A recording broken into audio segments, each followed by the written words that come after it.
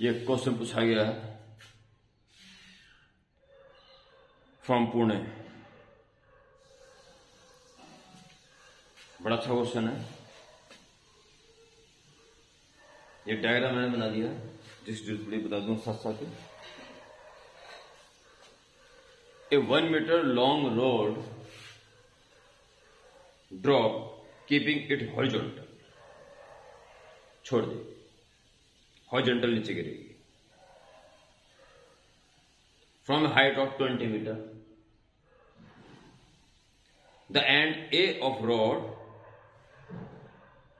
collides with end B of the extensively horizontal table।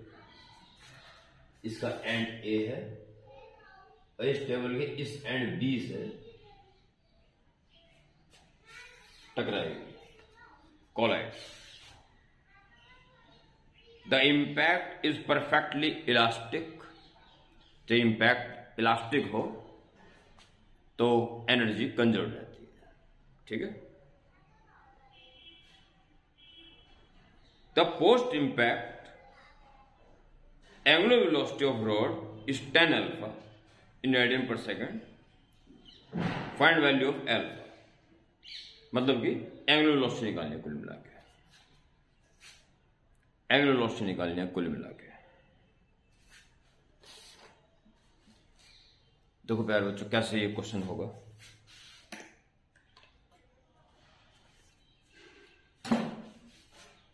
सबसे पहले ये 20 मीटर आते थे कितनी वेलोसिटी एक्वायर कर ली ये निकालो पहले, ठीक है।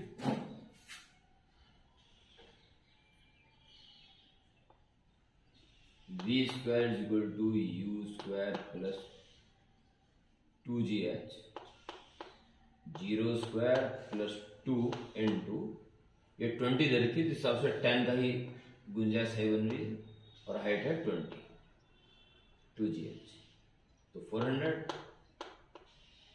सो v सिंपल आ गया 20 मीटर पर सेकंड, यानी इसकी स्पीड बढ़ते 20 मीटर पर सेकंड हो जाएगी और फिर ये इस टेबल के इस कॉर्नर से टकरा जाएगी। ऐसे हालात यहां पे हैं। देखो जी, टकराने के बाद क्या होगा। टकराने के बाद प्यारे बच्चों कुछ ऐसा होगा,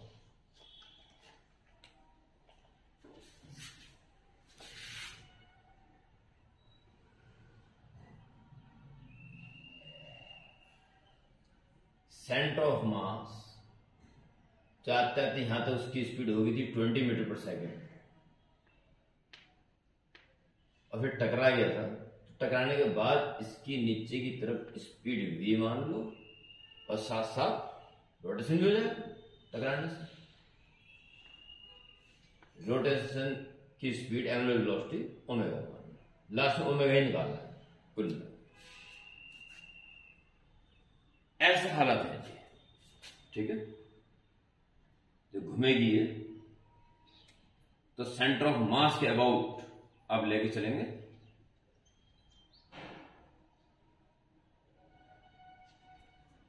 इंपैक्ट पैरामीटर में इसके मैं 3 पॉइंट एज्यूम करूं, left most, right most and middle. तो 20 से आ रहे हैं सारे। ये वाला 20 से टकरा के 20 से रिबाउंड होगा, क्योंकि इलास्टिक कॉलिजन कर रहा है, ठीक है। तो 20 सडनली तो एकदम से रोटेशन सेंटर ऑफ मास के अबाउट होगा सडनली। बाकी लीनियर मोशन तो है ही है, उसकी स्पीड कुछ कम हो जाएगी। तो अब हम आगे बढ़ते हैं इसमें। तो सबसे पहले आप बात करें सेंटर ऑफ मोशन के अबाउट।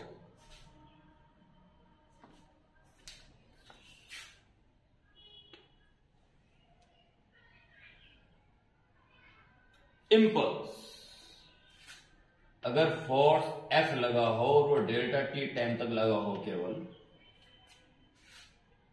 तो इंपल्स इज इक्वल टू, और फोर्स कहां लगा, ऊपर, ठीक है।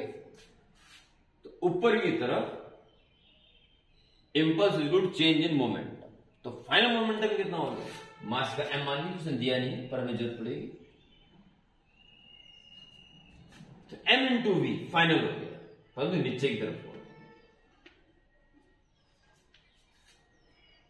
ठीक है। फाइनल फोर्स ऊपर लग रहा है, मोमेंटम नीचे, final m into v minus initial कितना था, m इंटू वी 20 था, m इंटू 20 वो भी नीचे ही था, तो माइनस 20 m इंटू वी 20 था टकराने से पहले। Final momentum minus initial momentum दोनों ही नेगेटिव में थे, फोर्स ऊपर। सो F into delta t is equal two plus हो जाएगा 20m माइनस m, इक्वेशन 1 पहला। अब प्यारे बच्चों, अब आप क्या करेंगे, यही इंपल्स मोमेंटम इक्वेशन रोटेशन के लिए यूज कीजिए, ठीक है, फॉर रोटेशन ऐसे होंगे। तो F इंटू डेल्टा टी यहां इंपल्स रहेगा, और इंटू इससे परपेंडिकुलर डिस्टेंस 1 मीटर है तो 1 पॉइंट, इंपल्स इंटू एक्सिस से perpendicular distance is called angular impulse, ठीक है। और एंगुलर इंपल्स एक्स ये होगी, इंपल्स यहां पे लगा, तो into distance perpendicular distance 1.2 angular impulse, impulse is equal to change in momentum, और angular impulse is equal to change in angular momentum, ठीक। तो चेंज इन एंगुलर मोमेंटम की बात करें, तो चेंज इन एंगुलर मोमेंटम, तो इसके अबाउट बात चल रही है, तो इसके अबाउट तो इसका कोई एंगुलर मोमेंटम नहीं बनेगा, इसके अबाउट में तो इसका भी बनता और वो भी होता, पर इसके अबाउट इस मोमेंटम का एंगुलर मोमेंटम नहीं बन पाएगा क्योंकि खुद एक्सिस से ही जा रहा है, तो केवल rotation I into omega, okay. तो I रॉड का मिड पॉइंट के about ml square by 12, m 1 square, length is 1 by 12 and omega is ultimately required. So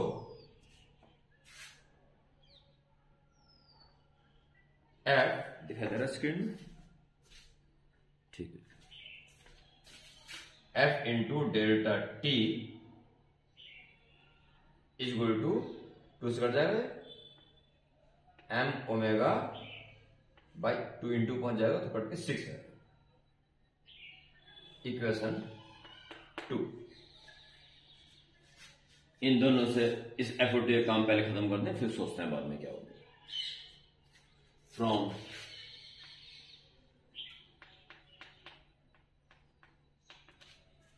one and to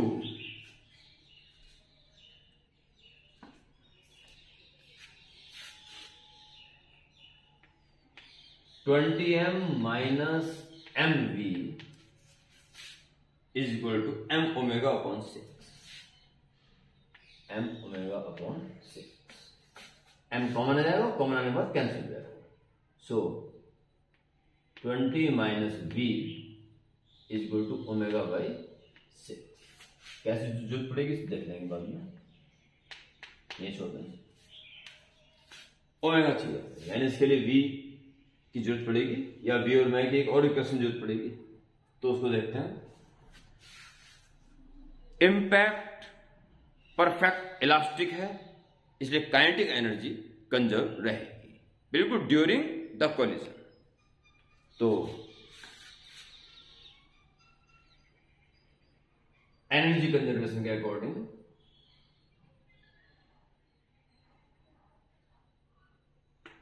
since during elastic collision kinetic energy is conserved, तो देखिए half M और we था 20 square. ये energy थी kinetic energy टकराने से just पहले, और टकराने के जस्ट बाद भी इतनी ही होनी चाहिए। तो हाफ एम वी स्क्वायर नीचे जा रहा और प्लस रोटेशन काइनेटिक एनर्जी भी आ रही plus half I omega square. It's okay. Half common आ जाएगा, कॉमन आने के बाद कैंसिल हो जाएगा। ये 400m is equal to M V square plus I हो जाएगा एम एल स्क्वायर, यानी कि 1 square upon 12 into omega square. M common आ जाएगा पहले और उसके बाद कट जाएगा। इसके बाद ओमेगा और वी में कैसे बन गई, सीधी सी बात है। तो आप यहां से ओमेगा की वैल्यू वी की वैल्यू रखोगे, सीधा ओमेगा निकल जाएगा। वी रखोगे तो ओमेगा बाई 6 माइनस 20, थोड़ा सा वो पड़ेगा शायद डिफिकल्ट सा, और ओमेगा वैल्यू दो 6 इंटू 20 माइनस वी, तो शायद वो आसान पड़ जाए। तो पहले वी निकालो, कोई बात नहीं, वी भी निकल गया तब भी ओमेगा निकल जाएगा। ठीक है, कि सीधी वी की वैल्यू पुट करनी बहुत दिक्कत पड़ जाएगी, ओमेगा वैल्यू पुट करना वो सही रहेगा। 400 इज इक्वल टू वी निकाल लो पहले, वी भी निकल गया तो तुरंत ओमेगा निकल जाएगा। V square plus 1/12 and omega square 6 into this का स्क्वायर, तो 6 का हो जाएगा 36 और 20 माइनस वी का स्क्वायर। 6 इंटू 20 माइनस वी ना, फिर स्क्वायर कर दोगे तो 36 इंटू इसका स्क्वायर।